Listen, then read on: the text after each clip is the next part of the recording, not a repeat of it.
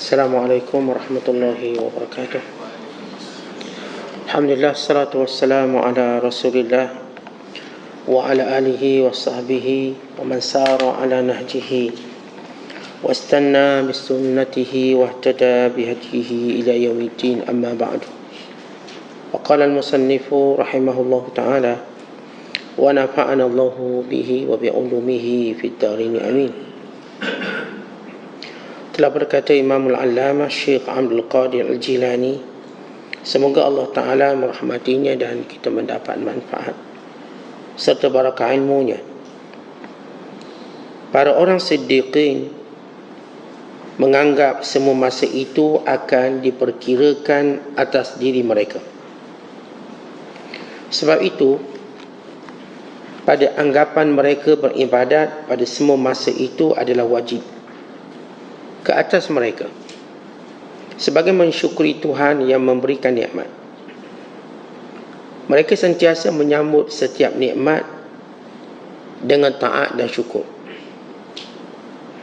Mereka menyuruhmu supaya mengambil sedikit dari yang halal. Kata mereka, sedikitkan dari yang halal ini, sebab jika engkau ambil banyak daripadanya, nanti engkau ambil yang mubah yang dikongsi sama dengan sekalian kaum muslimin. Dan jika engkau selalu ambil yang mubah pula, engkau akan ambil yang syubhah di sebelahnya. Dan mengambil yang syubhah akan menarikmu kepada mengambil yang haram. Dan mengambil yang haram akan menarikmu masuk ke dalam neraka. Ingatlah bahawa orang-orang yang zahid itu ialah orang yang berzuhud pada yang halal. Adapun berzuhud pada yang haram, maka itu memang wajib hukumnya. Ada kalanya muncul semacam perasaan di hati dan kau tidak sanggup untuk menanggungnya. Umpamanya ketika datang suatu berita kepada seorang ibu tentang kematian anaknya, lalu dia terus melolong dan mengoyak-ngoyakkan pakaiannya. Memang akal tidak mampu untuk menanggungnya. Ia ni tidak sanggup mendengar dan menahan diri. Kita bercampur gaul dengan orang ramai dengan berdoa, dan kita duduk dengan mereka pun dengan berdoa. Akan tetapi hati kita dingin. Hati kita dingin saja, tidak ikut melihat kepada janji-janji Allah. Malah kita hanya melihat kepada makanan yang dihidangkan. Sedapkah, enakkah, mahalkah, murahkah? Itulah yang kita fikirkan. Berzuhudlah. Dalam kemahuanmu, niscaya engkau akan berhasil kemahuan Allah Ta'ala. Termasuk syarat cintakan Allah ialah membelakangi semua kemahuan dan kehendak diri. Sementara engkau dalam keadaan begitu, tiba-tiba lidahmu bertutup, kedua belah telingamu mendengar, dan kedua belah matamu terbuka. Datanglah kelembutan dan kemurahan dari Allah. Datang juga penyucian jiwa dengan buah-buahannya dan permata mandikamnya. Kemudian datang pula para khadam untuk berkhidmat sepenuhnya kepadamu, untuk memuji hanya kepadamu, dan Tuhan pun akan membangga-banggakan denganmu di hadapannya sekalian yang ada di sisinya. Muslimin dan muslimat sedang penonton yang rahmati Allah sekalian, bicara kita pada pagi ini tentang keadaan golongan siddiqin. Bila kita menyebut golongan as-siddiqin, itu golongan yang benar-benar beriman kepada Allah, benar-benar yakin kepada Allah Subhanahu Wa Taala, benar-benar sibuk dengan ketaatan kepadanya dan syukur kepada Allah. Para ulama ketika mana membincangkan tentang golongan siddiqun, mereka menyebut tentang 4 sifat utama. Sifat pertama mereka ialah mereka berada pada tahap iman yang paling tinggi. Ini sifat mereka. Jadi orang yang berada dalam keimanan yang tinggi. Yang kedua ialah orang yang berada dalam amalan yang tinggi. Maksudnya sibuk dengan beramal. Amal soleh. Apa yang diperkirakan dalam kehidupannya ialah amal soleh. Dia tidak membabitkan amal harus, tapi ceritanya amal soleh. Sibuknya pada amal soleh, pencariannya pada amal soleh. Yang ketiga ialah ilmu yang memberi manfaat. Dia sentiasa mempunyai ilmu dalam bicara, tutur katanya memberi manfaat, baik pada dirinya, baik dia bersembang, dia bercakap dengan orang lain. Ilmunya pasti beri manfaat. Bicaranya pasti menambahkan pengetahuan, menambahkan pendekatan dengan Allah. Dan yang keempat, sifat mereka ialah yakin. Yakin pada Allah, yakin pada janji Allah, yakin pada semua perkara yang Allah Ta'ala tetapkan, yang Allah janjikan, yang Allah Ta'ala beritahu dan maklumkan. Maka ini sifat siddiqin yang perlu ada pada setiap manusia dan hamba Allah. Kesungguhan kita untuk sentiasa menambahkan iman kita. Iman manusia, dia ada naik turun, dia ada pasang surut. Maka kita kena pastikan bahawa iman ini sifatnya sentiasa naik. Kita kalau bercakap bab bisnes, bab berniaga, tanyalah orang berniaga paling kecil sekali, dia pasti bercerita tentang income yang sentiasa naik. Naik dan naik. Sekecil-kecil perniagaan, apatah lagi yang besar. Kalau turun sikit je, dia mula rasa sedih. Hari ni berniaga gua pisang dapat RM20. Esok kita nak RM25, RM30. Bila datang esok dapat RM10, kita pun sedih. Sedih tadi kerana apa? Cintakan dunia. Kita nak sedih bila kita dapat iman kita turun. Hari ni kebiasaan kita menuntut ilmu, kebiasaan kita ke masjid, ke surau, berjemaah, kebiasaan kita duha, kebiasaan dalam ibadat. Tiba kita tengok menurun, kita patut sedih. Kerana kita rasa dah kita rugi. Kenapa hari ni tak sempat baca Quran? Kenapa hari ni tak sempat untuk aku zikir, untuk aku qiyamul lail? Kenapa hari ni tak sempat untuk aku duduk dalam majlis ilmu? Maka setiap kali kita melihat iman itu berlaku kekurangannya, berlaku surutnya, kita mula takut. Kerana Allah Ta'ala tak akan cabut iman kita sekaligus. Kalau Allah nak cabut iman daripada dada hambanya, Allah jadikan imannya mula surut, susut, perlahan. Hatta kita tengok dalam urusan dunia pun, orang ni dia tak akan bankrupt sekaligus. Tahu-tahu bankrupt, tak mungkin. Dia ada proses. Dia nampak kebankruptan dia bermula daripada mana. Supaya kalau dia alert, dia berhati-hati cepat, ambil tindakan drastik, dia boleh elak. Kalaupun dia tak boleh elak bankrupt, dia boleh elak mudaratnya yang lebih besar. Iman kita ni, Allah tak akan mengambil iman seseorang hambanya dengan mengejut begitu. Tapi dia ada proses. Proses ini, kalau orang beriman tu sedar, nescaya iman itu kekal dengannya selamanya. Sebab itu kita sentiasa, kalau kita sentiasa menjaga parameter kesihatan kita. Tuan-tuan dapat rasa tak badan tu bila tak berapa sihat? Hari ni rasa macam serang sejuk sikit, kita mula mengambil langkah. Hari ni rasa kaki tak berapa kuat sikit, hari ni rasa macam badan berat sikit, kita terus macam mengambil tindakan yang kita tahu paling kurang telan Panadol, paling kurang kita mula kurangkan makan, paling kurang kita mula berpantang, paling kurang kita mula banyakkan rehat supaya tak jejas kesihatan. Baik, orang-orang siddiqun, mereka perhati iman. Sesudah mereka perhati iman, mereka perhati amalan. Amalan mereka. Ini disebut oleh Syekh Abdul Qadir. Orang siddiqun sentiasa menganggap semua masa mereka ialah untuk ibadat. Semua. Ketika mana orang awam melihat ibadat solat 5 waktu, ibadat musim Ramadan, ibadat mereka musim haji. Lalu kita tengok orang ni bila dia pergi umrah, atau kita lah, kita kalau pergi umrah, ibadat balik Malaysia kurang. Sebab kita melihat ibadat bermusim. Datang Ramadan, Masya Allah, habis Ramadan kita pun slow. Kita disebut oleh ulama dengan satu istilah yang orang beribadat ikut musim. Kalau Ramadan dinamakan Ramadhaniyun. Ramadhaniyun maknanya orang yang cuma nampak hebat bulan Ramadan. Datang setengah mereka ni dia hebat bulan Rejab, dia panggil Rajabiyun. Geng-geng ni bila bulan Rajab ibadat bagus. Ya, ini baik. Tapi mereka beribadat secara bermusim. Kita, macam saya katakan, kalau saya pergi umrah, tuan-tuan pergi umrah, kan semangat ibadat, semangat.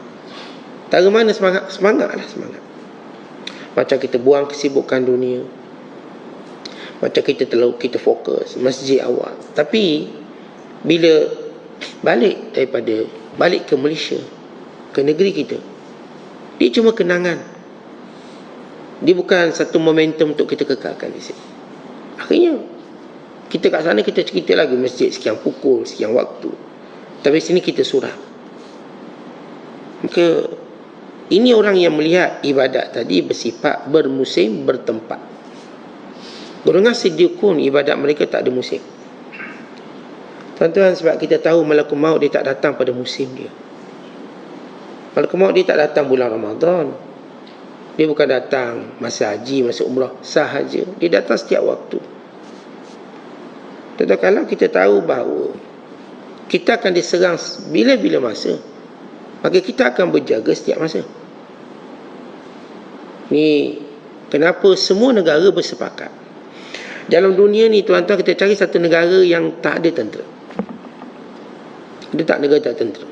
Mungkin ada satu je negara tak ada tentera. Negara terkecil di dunia, namanya Vatican City. Tapi dia negara dalam negara. Dia dalam Itali. Itali bagi dia autoriti untuk mentadbir sendiri.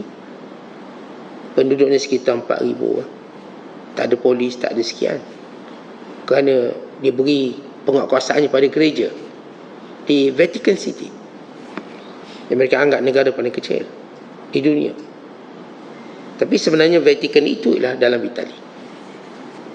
Kita cari satu negara tak ada tentera.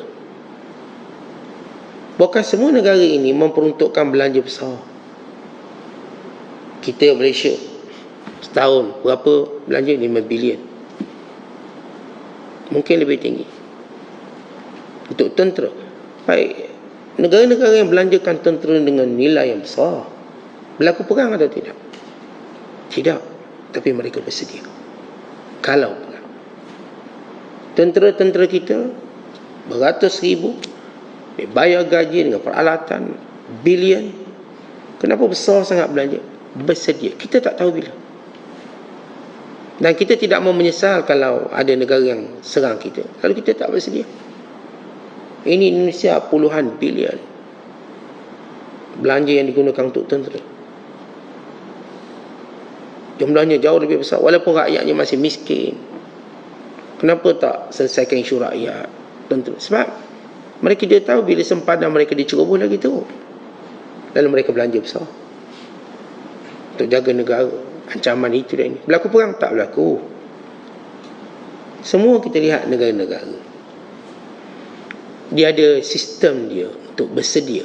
Tentang demikian kita hamba Allah, kita tak tahu bila malakul maut datang, tapi bersedia. Kalau kita bijak, kita akan sentiasa bersedia. Terutama kita berada pada waktu-waktu yang kita katakan waktu yang bahaya dalam kehidupan kita. Bila kita mencecah 60 tahun, waktu bahaya. Bila kita dalam keadaan sakit, memang waktu bahaya. Kalau sakit itu amaran kematian. Bila orang sakit, jangan duk fikir lepas ni sihat kot. Fikir tentang taubat. Fikir tentang melakukan amal soleh. Kalau sakit ini ialah utusan kematian, dia beri peringatan. Tak kira sakit apa, dia utusan kematian. Ia salah satu daripada tentera kepada malakul maut. Malakul maut akan hantar isyarat sakit. Maka waktu ini kita kena perlu alert lagi untuk banyakkan taubat. Sebagaimana kita selalu ingatkan bila sakit, pertama-tama kita ingatlah taubat, bukan ubat. Taubat. Sakit, ya Allah ampunkan dosaku. Orang cerita ubat, jangan sakit je nampak ubat, tak nampak taubat. Ramai orang yang malang dengan sakitnya terus beranggapan, terus berangan-angan dengan ubat, sehingga lupa taubat lalu mati dia dalam keadaan tidak bertaubat. Waliyazbillah. supaya tak berlaku kepada kita. Atau kita berada dalam keadaan bahaya, maka itu juga adalah tentera-tentera malakul maut. Kita buat benda-benda bahaya. Contoh kita kalau panjat pokok, itu benda bahaya. Kalau jatuh, mati. Maka kerana itu kita banyakkan taubat bila nak buat benda-benda bahaya. Kita ke laut, ni kalau tenggelam habis kita. Ni benda bahaya kita buat ni. So dalam Islam, kalau kita nak buat benda-benda bahaya, tentu tahu benda-benda bahaya. Kita ada benda yang tak bahaya. Kalau tuan-tuan duduk rumah, mati juga kita tak kata, tapi benda tu tak bahaya. Duduk rumah, tapi kalau kita panjat bangunan, panjat bukit, itu benda bahaya. Kita hampir kematian. Kerana bila seorang ditakdirkan untuk mati, antaranya diilhamkan dia untuk buat benda bahaya ni. Panjat pokok supaya jatuh mati. Orang kata kenapa jatuh pokok kelapa? Orang tak kata mati jatuh pokok betik. Pokok kelapa tinggi 30 kaki, 40 kaki. Sistem keselamatannya juga agak tough. Tentang kita naik kapal terbang, bahaya. Kan sikit yang selamat. Apakah mungkin tak ada yang selamat? Kita naik kapal, baik. Maka banyakkan doa, banyakkan taubat. Kan ini kadang bahaya. Kita pergi perang, bahaya. Ya, ramai orang balik perang tak mati, tapi dalam keadaan bahaya. Maka ingat mati, taubat, banyakkan doa. Ada waktu, kita katakan ada waktu ni waktu bahaya. Pada dalam Islam, yang saya sebut dia, bila kita pergi tempat bahaya, kalau kita tak perlu, tak payah. Tapi kalau perlu ni sah, maka banyakkan doa, banyakkan taubat. Kita kalau tak perlu, tak payah. Tapi kalau perlu, banyakkan doa, banyakkan taubat. Jangan lalai. Sebab apa-apa pun boleh berlaku. Tengah laut, tuan-tuan, apa pun boleh berlaku. Jadi orang-orang siddiqin, kita cerita kembali tentang siddiqin. Mereka melihat setiap masanya ibadat. Kerana setiap masa mereka mengingati kematian. Sebagaimana kita kiaskan analogi, semua orang akan mengambil langkah berhati-hati kalau tahu bahawa kita mungkin diserang atau sebagainya. Dan tidak ada keadaan yang paling menakutkan kita melainkan waktu datang malakul maut dan kita tak bersedia. Datang malakul maut itu bukanlah isunya. Isunya adalah persiapan kita. Kalau kita bersedia, maka dia sebaik-baik perkara gaib yang kita tunggu. Fa khairu ghaibin yuntazaru. Kata ulama, sesungguhnya malakul maut itu ialah perkara gaib yang paling baik untuk aku tunggu. Sebab bersedia. Tentu kalau kita bersedia dengan taubat, dengan amal soleh, dengan berlapang dada, dengan kemaafan kita, nescaya kita tak ada masalah malakul maut untuk datang bila-bila masa. Silakan bawakan, ini kerinduan kita untuk bertemu dengan Allah melalui kematian ini. Kita bimbang, inilah perkara yang kita takut kerana kita tidak bersedia. Maka para siddiqun melihat semua waktu adalah ibadat. Sebagai satu tanda ibadat mereka, tujuan apa ibadat? Syukur pada Allah. Kita setiap orang dia beribadat ada tujuan. Ada mungkin ibadatnya kerana ikut-ikutan. Saya tengok orang solat, saya solat. Ada yang melihat bahawa ibadat yang saya lakukan kerana ini kewajiban perintah Allah. Ada yang melihat ibadat ini sebagai satu cara untuk mendekatkan diri pada Allah. Saya nak dekat dengan Allah, maka saya kena ibadat. Tapi nilai yang paling tinggi bila kita melihat ibadat ini, tanda syukur pada Allah. Dalam hadis, bila Nabi SAW melaksanakan ibadat, melakukan ibadat dengan cara yang luar biasa, maka Aisyah radhiyallahu ta'ala anha berkata, ya Rasulullah, kamu telah diampunkan yang dulu dan yang akan datang. Untuk apa semua ini? Maknanya ada kalangan kita yang buat ibadat supaya diampunkan dosa, supaya tidak berdosa. Lalu Rasulullah SAW menyebut makam tertinggi ibadat dan katanya, afala akunu abdan syakura, tidakkah boleh aku menjadi hamba yang bersyukur? Tuan-tuan, bila kita dapat nikmat, maka kita terus beribadat, sujud syukur. Dinamakan sebagai sujud syukur, untuk tunjuk ibadat dalam keadaan syukur lebih baik. Syukur. Tuan-tuan, kenapa syukur itu baik? Sebab syukur menjadikan kita membilang nikmat. Dan nikmat bila dibilang memang tidak akan tercapai angka dan juga jumlahnya, kerana ia terlalu banyak. Lalu kita sentiasa merasakan ibadat yang kita lakukan sedikit, dek syukur kita pada Allah. Kenapa kita rasa sikit? Sebab nikmat tu banyak. Tuan-tuan, bila ada orang tu dia hantar kita kuih pagi, dia hantar kita makanan tengah hari, makanan petang, makanan malam, ya kita juga membalasnya, tapi dia beri banyak sehingga kita rasa apa pun kita balas, kita tak mampu menandinginya, dalam keadaan kita terus ingin membalasnya. Saya kalau ada seorang buat baik pada saya, dia beri saya itu ini, saya juga berusaha untuk beri dia itu dan ini, tapi saya tahu saya akan kalah. Saya tahu sebab dia lebih kuat pada saya, lebih tough dalam kebaikan. Tapi keinginan saya untuk terus buat ada. Dalam keadaan saya mengaku apa yang saya buat itu sedikit berbanding apa yang dibuat pada saya. Tuan-tuan, yang kita buat ibadat ni, kita mengakui sikit berbanding apa yang Allah beri pada kita. Sikit. Kita duduk ingat Allah 5 hari, 5 kali solat, 5 waktu, atau solat sunat, atau sikit berbanding apa yang Allah beri pada kita. Tengok tubuh badan kita, apa yang Allah bagi, Allah banyak. Pergi hospital untuk tuan-tuan tahu nikmat tuan-tuan dapat tu banyak. Pergi berjalan hospital, tengok yang ni buah pinggang, yang ni darah tinggi, yang ni, ya Allah. Banyaknya sesuatu yang ada kat badan kita. Banyak. Syukur. Hatta kalau kita sakit pun, tengok orang lain pula sakit, ya Allah, kita masih banyak benda lain. Mata ada, telinga ada. Semua benda, bila kita membilang nikmat, kita akan rasa kecilnya ibadat kita. Kecil, sikit ibadat, tak banyak. Kerana itu ibadat yang paling baik, ibadat syukur pada Allah. Maksudnya ialah kita buat ibadat untuk menterjemahkan syukur. Ya, kalau orang beribadat kerana dia nak sesuatu, sampai masa dia dapat sesuatu, dia pun jauh dari ibadat. Ni jenis orang yang saya kata solat hajat. Bila dia ada masalah, dia pun solat hajat. Lepas okey, tak ada solat hajat. Akhirnya solat hajat ni hilang. Yang dia rasa dosa banyak, maka dia solat taubat. Lepas rasa dosa dah tak banyak, dah tak taubat. Tak ada dah solat taubat. Kita akan berlaku kekurangan ibadat itu secara drastik. Bila ibadat dibuat dengan tujuan-tujuan yang kurang tepat, maka dia akan berlaku pengurangan juga secara begitu cepat. Tentang ibadat, biar kita tengok, kalau tuan-tuan memanah, ini papan panah tu, ya kena belakang kita dah seronok dah, kena tepi. Tapi kalau dia seorang yang pembidik yang baik, dia akan cari yang noktah tengah.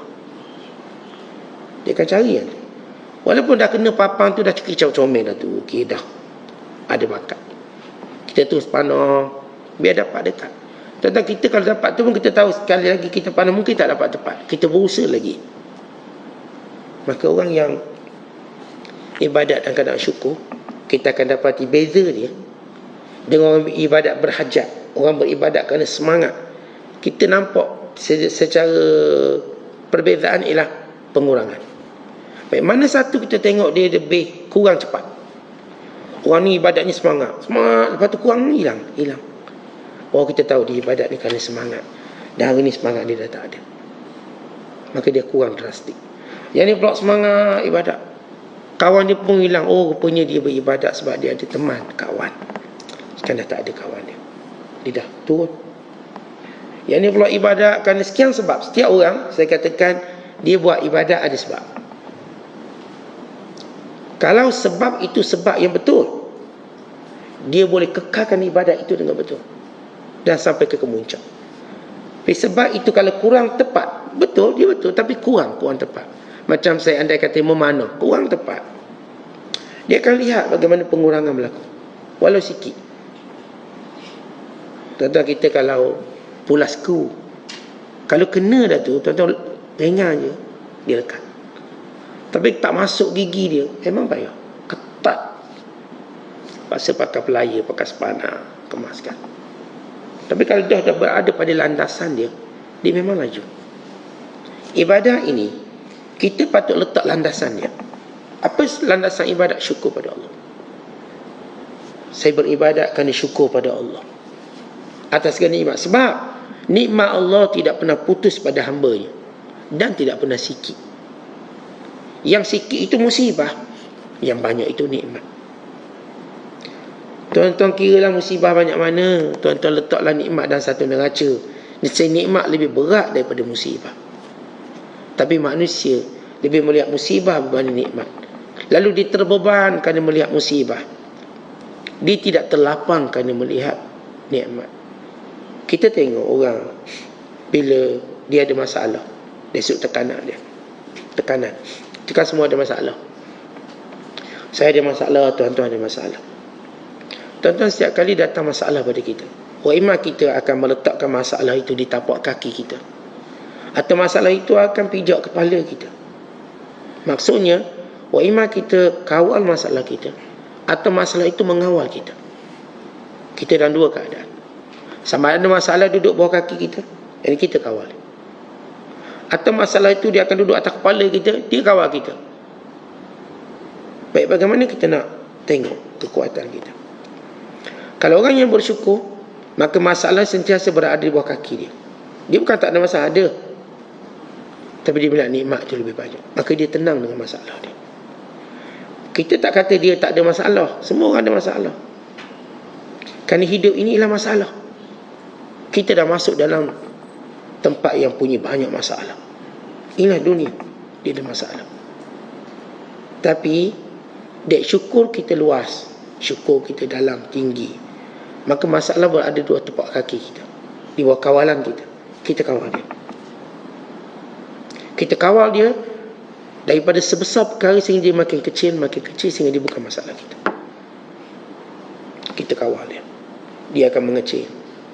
Makin hari berlalu, masalah itu makin tidak ada kesan yang kuat. Mula-mula memang mengejut datang. Tapi lama kita handle dengan syukur kita pada Allah. Dia makin kecil, akhirnya dia bukan masalah. Sebab saya dah reda. Bahkan saya rasa ia lebih baik. Masalah ni ada lagi baik untuk saya. Golongan kedua yang saya katakan, masalah tu duduk atas kepala. Kontrol dia. Bila datang pada dia dah besar, jatuh dia, kemudian dia makin membesar setiap hari. Sehingga dia terus berada di bawah, tak boleh bangkit. Tuan-tuan, kita ni dalam kategori mana bila ada masalah? Dia makin besar ke makin kecil? Kalau dia makin kecil, berarti cara hidup kita tu betul. Kalau makin besar, berarti cara hidup kita salah, songsang. Jadi perbetul kat mana? Perbetul dari sudut niat ibadat kita tu. Kan ibadat yang baik menghasilkan natijah yang baik. Ketenangan yang kita nak. Dan ketenangan inilah kekuatan menghadapi masalah.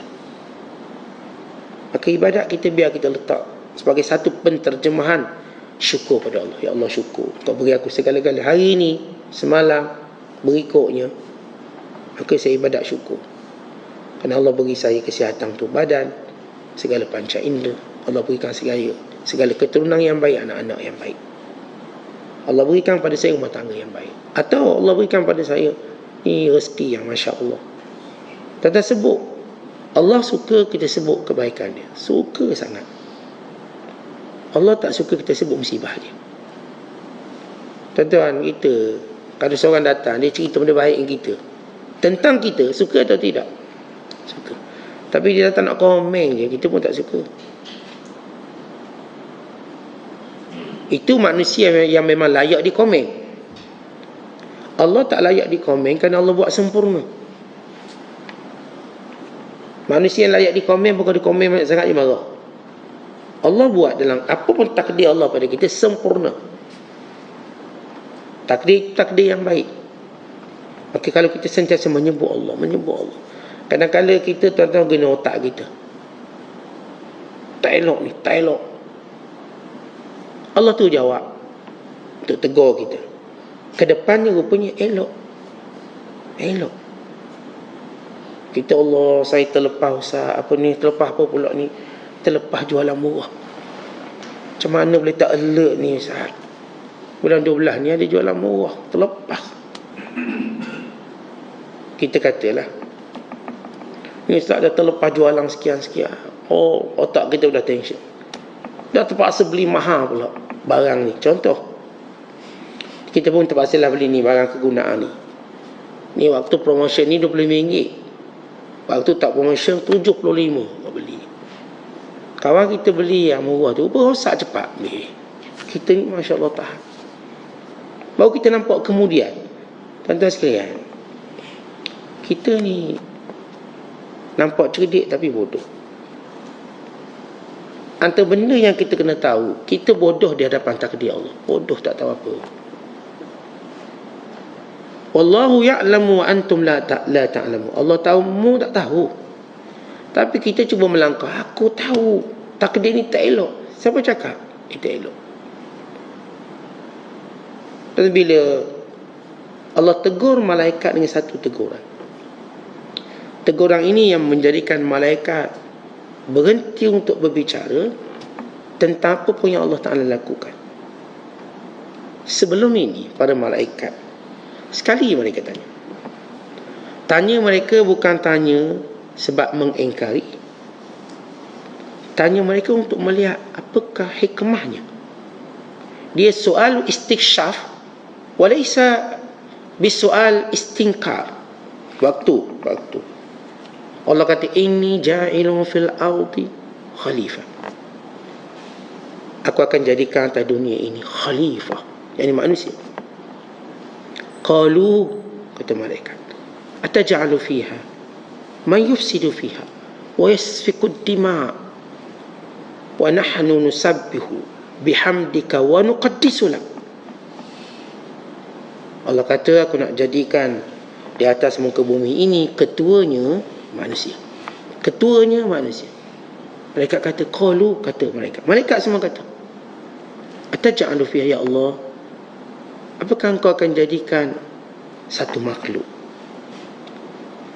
menjaga dunia, man yufsidu fiha, yang kecenderungannya ialah lakukan kerosakan, wa yasfikud dima', dan suka berbalah. Manusia ni suka berbalah. Sebab tu kita ni ada parti, sebab suka berbalah. Parti tu untuk kita berbalah. Sebab tu kita ada grup untuk berbalah. Kita ada grup WhatsApp ni untuk gaduh. Grup WhatsApp A, B. Manusia cenderung berbalah. Sebab tu kita ada macam-macam jenis kerja untuk berbalah. Ini kerja doktor, ini kerja gaduh. Ini kerja bos, ini kerja bawah, bergaduh. Yang ni pakak marah bos, buat union, gaduh dengan bos. Kita manusia cenderung berbalah. Ya, sebahagian mungkin berbalah kita betul, mungkin tak betul, tapi kecenderungan tu ada. Kecenderungan berbalah. Wa yasfikud dima', sampai tuan-tuan setiap kali berbalah, kemencaknya bunuh. Bunuh carrier ke, bunuh orang ke, bunuh. Dan mereka kata, wa nahnu, kami ni ya Allah, nusabbihu, sentiasa bertasbih padamu. Wa nuqaddisu lak, bukan menyucikanmu ya Allah. Apa kata Allah? Allah jawab satu, malaikat diam selama-lamanya. Qala a'lamu ma la ta'lamun. Aku tahu, mu tak tahu. Kata Allah, aku tahu. Aku tahu kebaikan, kamu tak tahu. Tentang malaikat alaihissalatu wassalam, itulah kali pertama dia bertanya, kenapa ya Allah? Kerana malaikat begitu marah. Mana-mana makhluk Allah yang derhaka pada Allah, marah malaikat. Kerana malaikat kenal Allah, marah sungguh. Malaikat bukan mengingkari Allah nak ciptakan Adam atas muka bumi. Malaikat tahu dia tak ada hak mengingkari. Tapi tanya ya Allah, kenapa ya Allah, kenapa? Tentang kadang-kadang datang takdir, kita tanya kenapa. Kita bukan tolak takdir, tapi kenapa ya Allah? Tengah-tengah kita ada urusan ni, kita rosak lah ya Allah. Tertanya-tanya kenapa. Kalau kita tengok silap kita barangkali semalam tak baiki, tak cek, kenapa? Walau ia baik. Tentang lidah kita, bila kadang-kadang kita tanya kenapa, sepakat ulama tidak berdosa kalau kita tanya apa hikmah qada dan takdir ini. Tidak berdosa. Apa ustaz hikmah pengharaman arak judi? Tidak berdosa. Tanyalah hikmah. Tanyalah apa sebab. Apa Apa sebab agak-agak Allah uji saya macam ni? Pasti ada sesuatu. Ia tanyakan, silakan. Tapi kita nak beritahu orang yang benar-benar bijak sana, bahawa dia mengetahui tidak Allah takdirkan melainkan baik. Dia sentiasa bekerja. Yang penting kita bekerja, yang ni berusaha. Tahu umpama kita ni ayam, kita bagi benih atau bagi padi, dia pun patut. Tuan-tuan alih tempat letak padi tu ke lain, dia tetap pusing ke lain dan dia patut. Kita pindah pula ke lain, dia pindah lain dan dia patut. Dia cuma tahu dia perlu patut. Itu dia. Mana tempat dia tak kisah.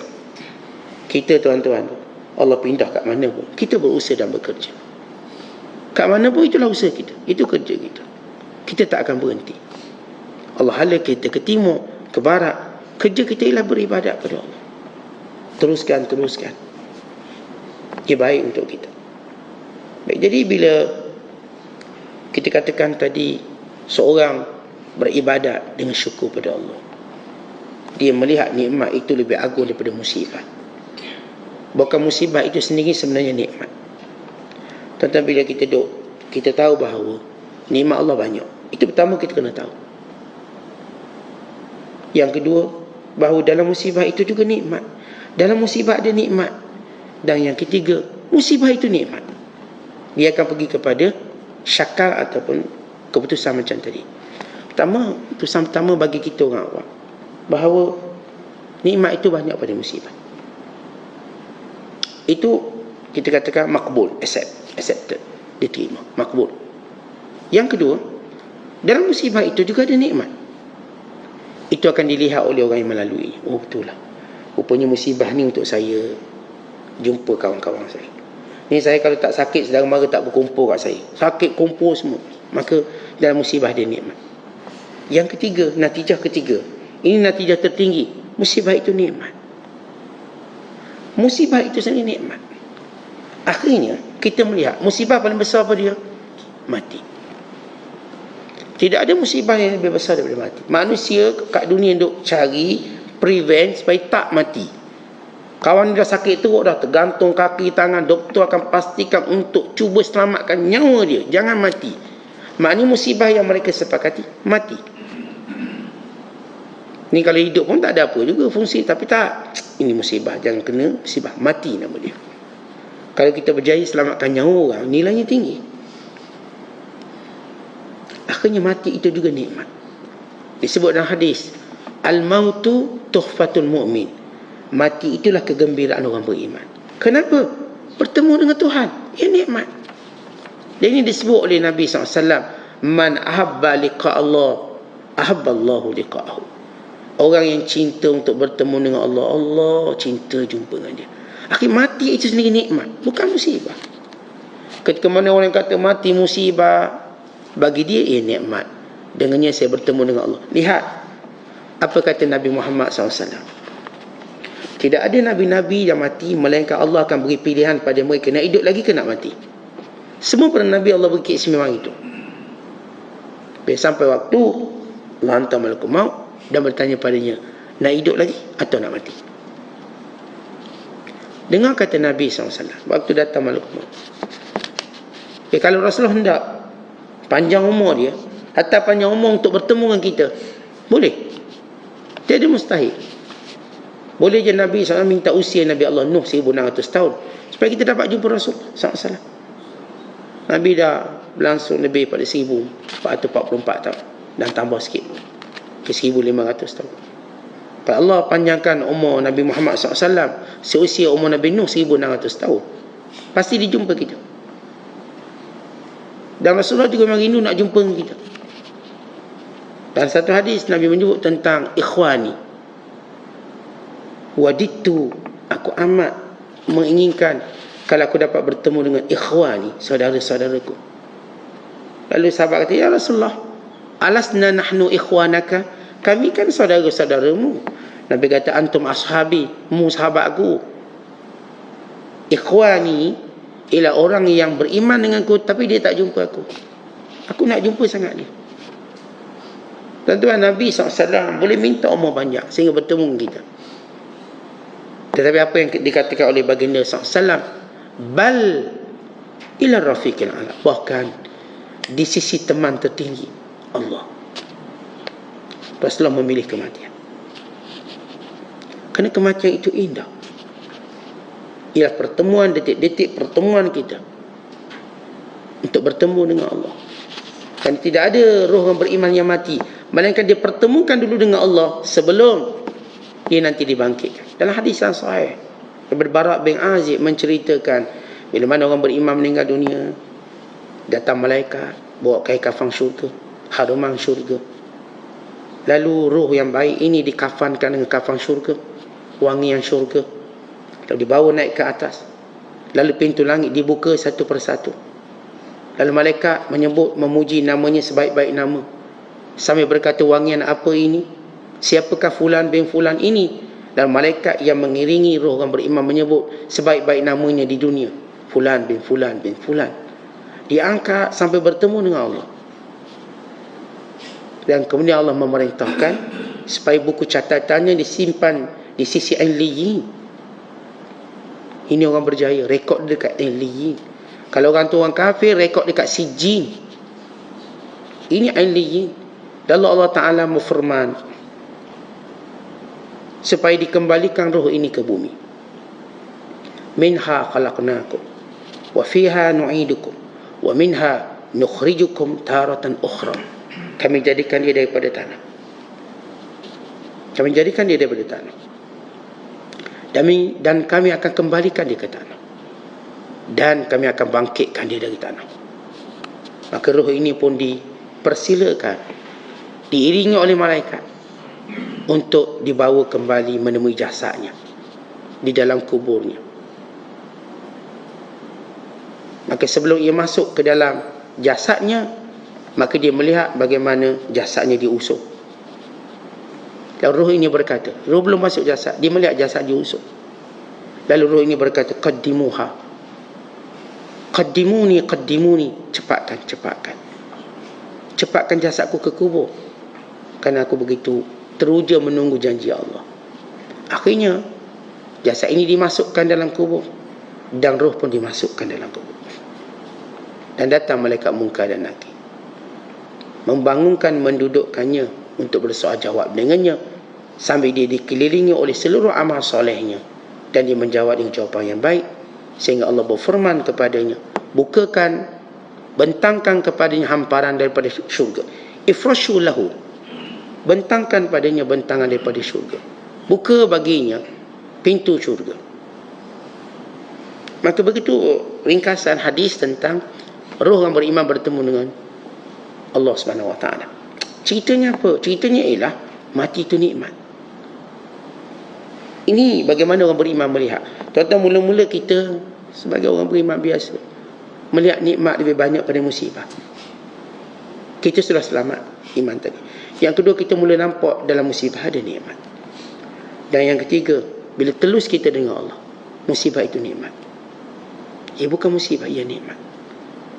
Bahkan kita perlu melalui pintu ini untuk mendapat nikmat yang teragung, pertemuan dengan Allah. Kita perlu melalui kematian ini. Kematian ini satu perlu kita lalui. Ia satu benda yang perlu menjadi cita-cita orang beriman. Apa dia cita-citanya? Mati dalam kebaikan, husnul khatimah. Kita sampai peringkat, tuan-tuan, kita akan bercita-cita mati, tapi mati bagaimana? Husnul khatimah. Lalu kita berdoa sebagaimana Nabi Allah Yusuf AS aja. Tuan-tuan, Nabi Allah Yusuf, waktu mana dia doa dengan doa ini dalam surah Yusuf ayat 101. Waktu itu Nabi Yusuf bukanlah tua, bukan tua reta bagaimana kita bila tua baru fikir nak mati husnul khatimah. Nabi Yusuf berada pada puncak kuasa, puncak kuasa dan puncak nikmat. Ayahnya datang ke Mesir, adik-beradiknya sudah berdamai dengannya, dia berada pada jawatan tertinggi di negara Mesir, bahkan berada dalam pujian melangit manusia dari kebaikan pemurahnya. Tapi apa kata Yusuf AS?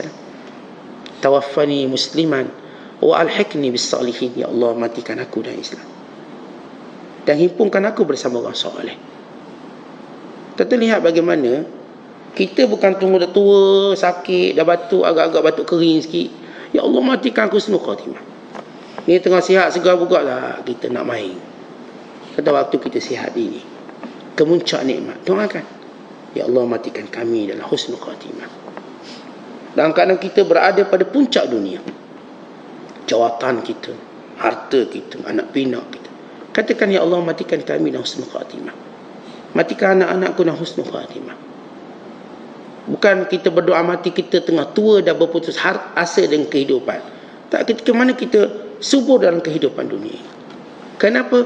Kerana mati bukan lagi musibah, tapi itu kebaikan kita. Itu adalah nikmat kita. Baik, begini orang-orang yang beriman melihat. Baik, kembali kepada apa yang kita nak sebut, ibadat kerana syukur, ibadat tertinggi. Kata Syekh Abdul Qadir lagi, mereka orang siddiqin sentiasa menyambut setiap nikmat, taat dan syukur.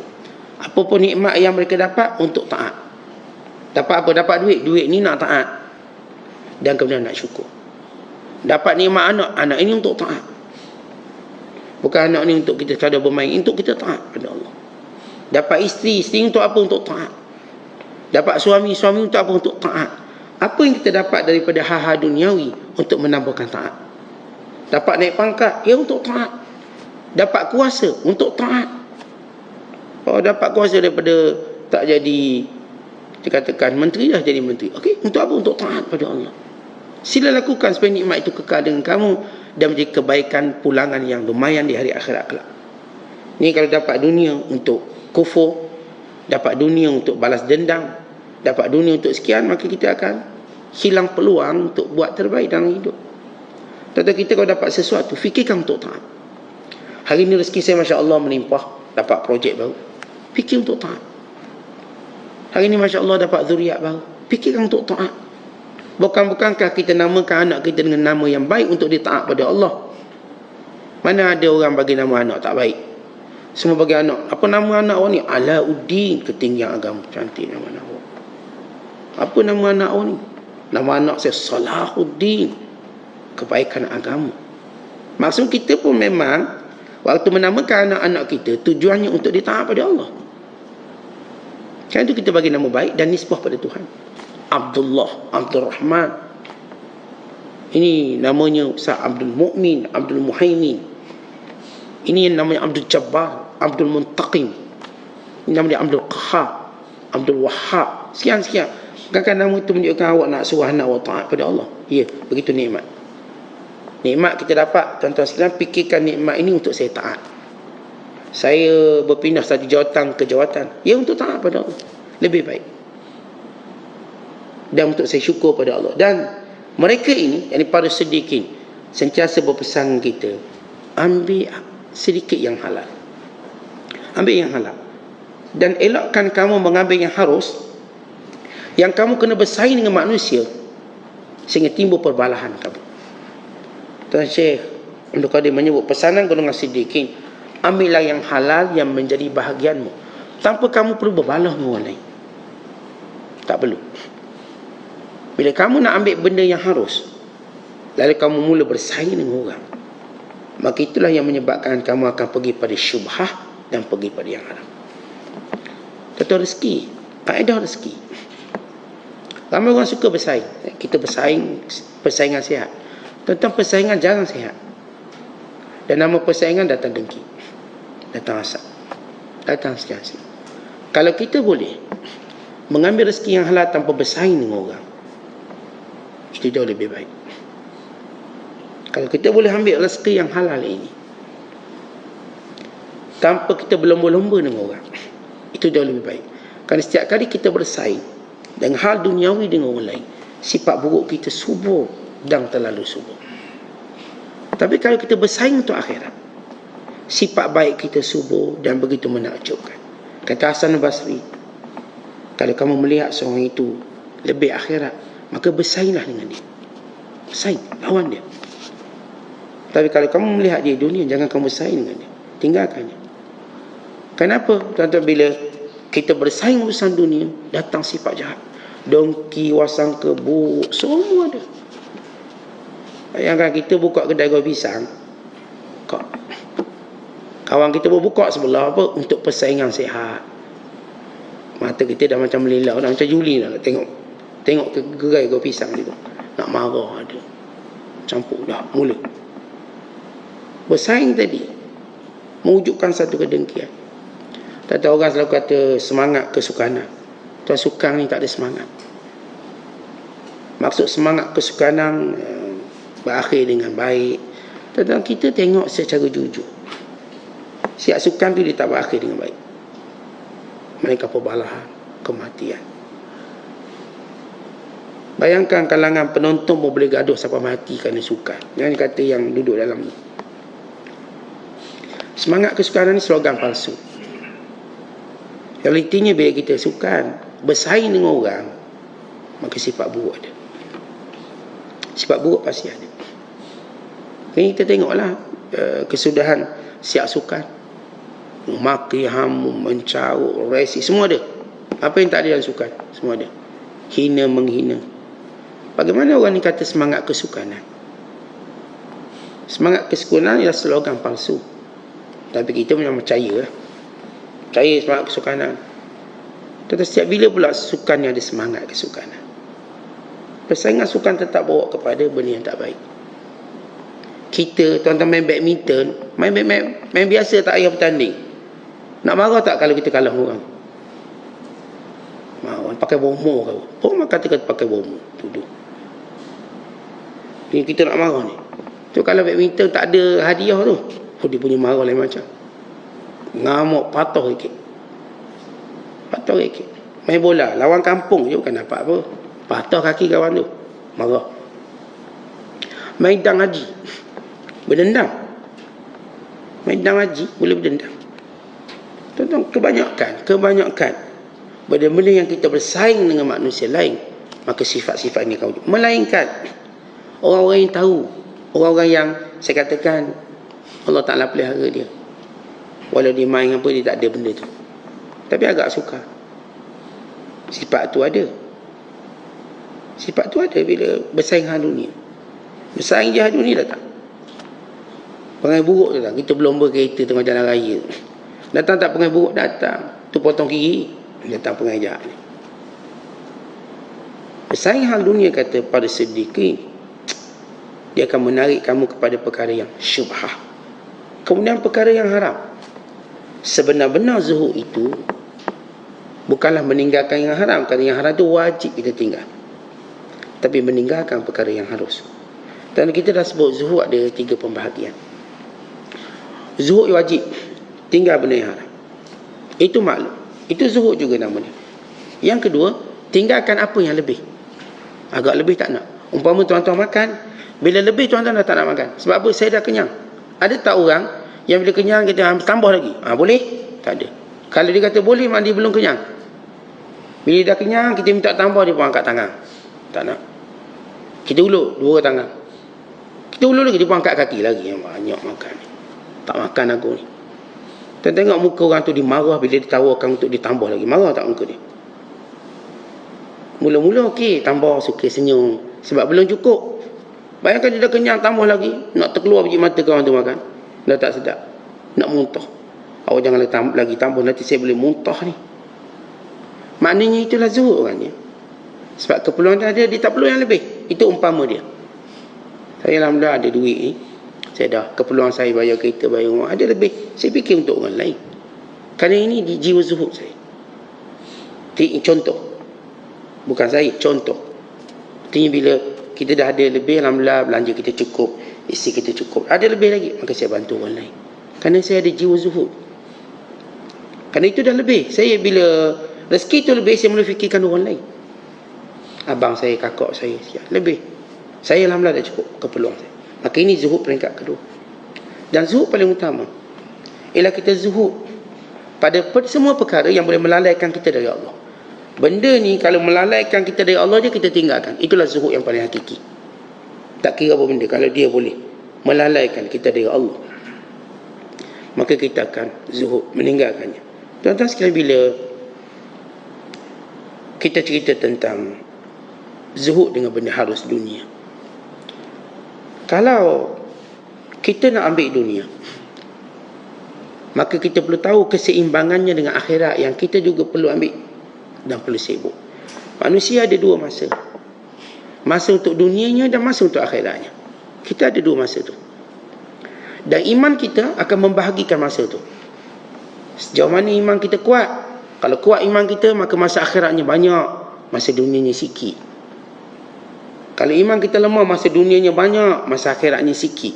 Tapi iman ada. Pergilah kuliah seminggu sekali. Okeylah tu. Kenapa? Kerana imannya setakat itu. Bila imannya banyak, ini kuliah kena setiap hari, maka imannya banyak. Kita pergilah solatlah sunat, kita tahajud seminggu sekali. Ini kerana imannya lemah, maka dia pun bagikan masa akhiratnya sikit. Dunianya banyak, tidurnya biar banyak. Yang iman kuat tak, kita akan qiyam mulai tiap-tiap hari. Iman kita akan membahagikan masa dunia dan akhirat kita. Dan iman juga akan menentukan kita ambil atau tak ambil. Tuan-tuan, dua-dua kita perlu.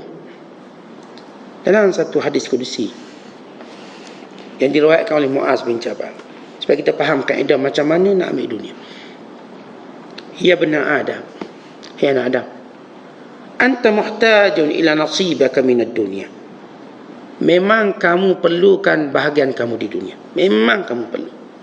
Wa anta ila nasibika minal akhirati ahwaju. Tetapi untuk akhirat kamu lebih perlu. Kamu memang perlukan dunia, tapi akhirat lebih perlu. Faham prioriti? Kita perlukan dunia, tapi akhirat lebih perlu. Kita perlu buat baik ke anak-anak orang, betul. Anak kita lebih perlu.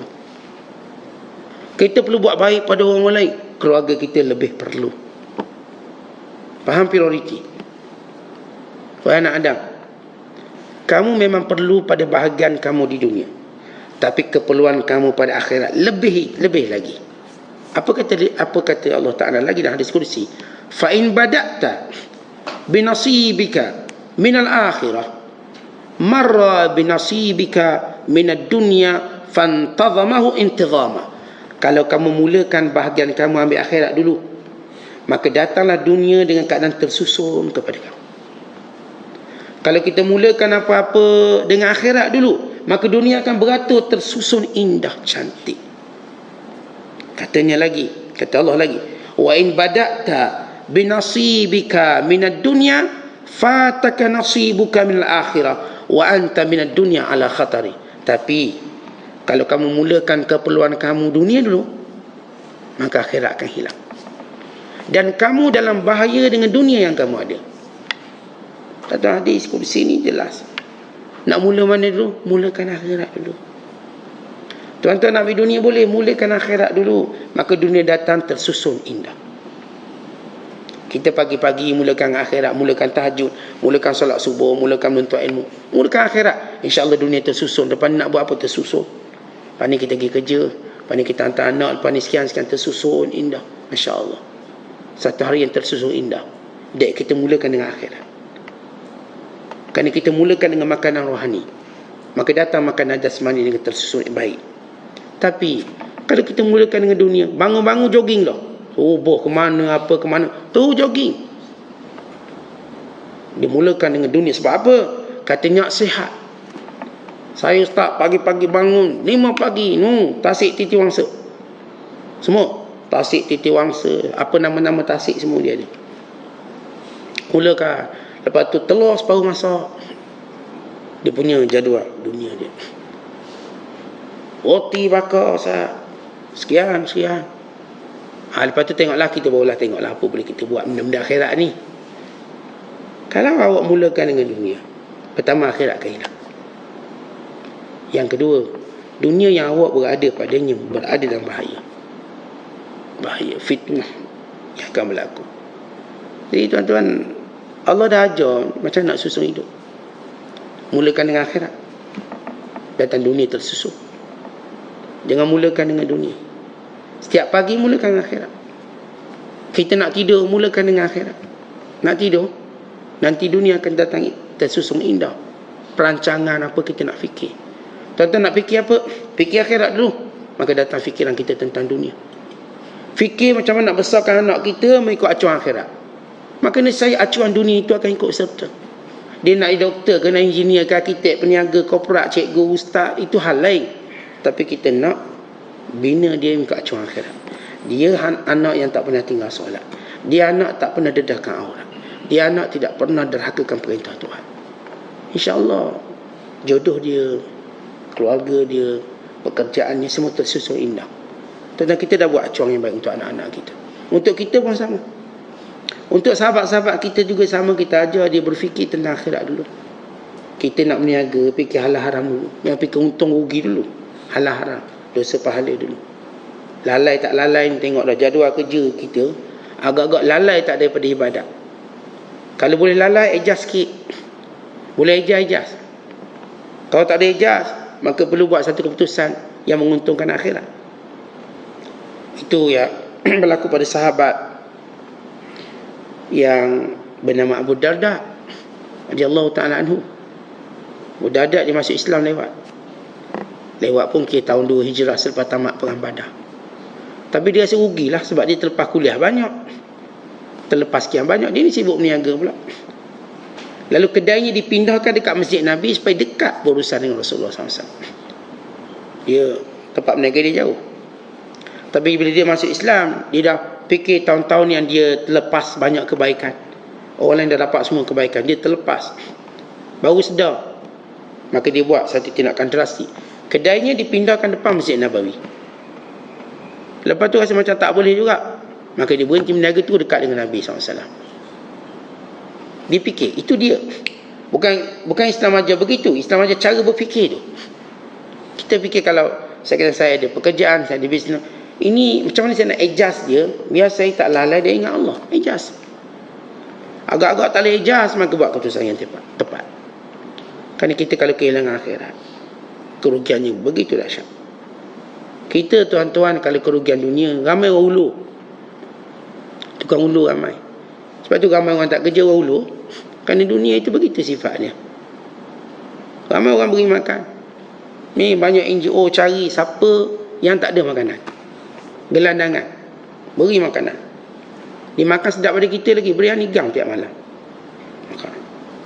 Nak beritahu dunia ni ada susunannya sendiri. Tapi akhirat kita kena susun sendiri. Dunianya rezekinya ada yang kita kena cari, ada rezeki datang kat kita. Tapi akhirat semua benda kita kena pergi kat dia. Dia tak datang kat kita. Dunia ni tuan ada yang saya katakan, kita tak pergi cari pun dia cari kita. Dia rayu-rayu kita. Tolonglah, saya nak minta tempah dari awak. Tak boleh, saya ada sibuk ni. Tolonglah, saya bayar pun berapa. Tengok dia cari, dia pujuk kita. Ni customer pujuk. Okey. Untuk buat juga makanan. Okey, dia ni mesti cuti saya ni tak buat, tolonglah. Berapa pun saya bayar. Okeylah. Ya, rezeki datang. Rezeki datang. Tapi akhirat dia tak datang, melainkan kita mendatanginya. Akhirat ini yu'ta wala ya'ti. Dia didatangi, bukan dia mendatang. Waktu kita mendatangi akhirat, maka dia akan muliakan kita. Waktu kita menjauh akhirat, dia pun tak peduli kita. Tak rugi apa pun aku. Tapi dunia, tuan-tuan, waktu kita tak peduli dunia, dia datang kepada kita dan cuba memberi tawaran untuk memuliakan kita. Dia cuba beri tawaran. Kedai, dia menyombong harga dia. Kita buat ada je. Lama-lama buat jualan runtuh. Dah runtuh dah jualan dia. Jualan murah, potongan, sebab kita tak beli. Potongan 50% kita buat ada. Esok 60% kita pun buat ada. Esok dia kata 90%. Oh, makin murah. Itu dunia. Makin kita tak beli, makin turun dia. Cuba tak beli, buat tak beli, esok tutup kedai, tak ada. Akhirnya jualan kedai dia jual. Tak ada benda nak jual. Begitu dunia. Makin kita tak perhatikan dia, makin dia cuba muliakan kita. Tapi akhirat, kalau kita tak peduli, dia lagi tak peduli kita. Kan dia tak berhajat pada kita, kita berhajat. Sebab itu langkah kita ke akhirat, langkah menjadikan dunia akan ikut dengan penuh kehormatan untuk kita. Fikirlah kita melangkah ke dunia, dunia akan menghina kita, dan akhirat tak akan peduli kita. Wallahu bissawab. Assalamualaikum.